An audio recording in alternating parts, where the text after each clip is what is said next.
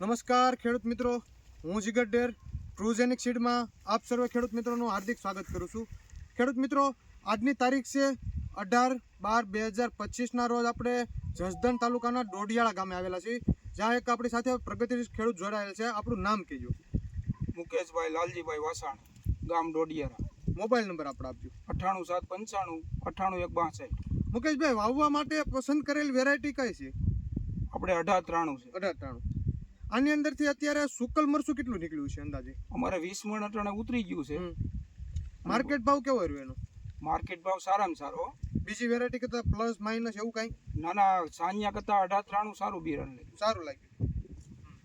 તો અત્યારે આજની કન્ડિશન આ મરસીની રોનક કેવી છે તમારે?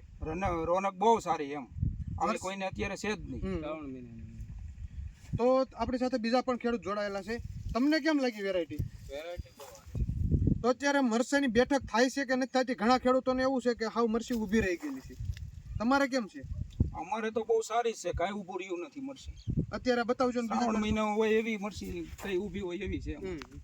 વાયરસનું બધાને બહુ એટેક છે. તમારે કેમ છે? અમારે ઝવેરે કોક છોડવો છે, કોઈ છે જ નહીં, વાયરસ જ નથી. અને રોગ જીવાત સામે ટક્કર આપે એવી વેરાયટી?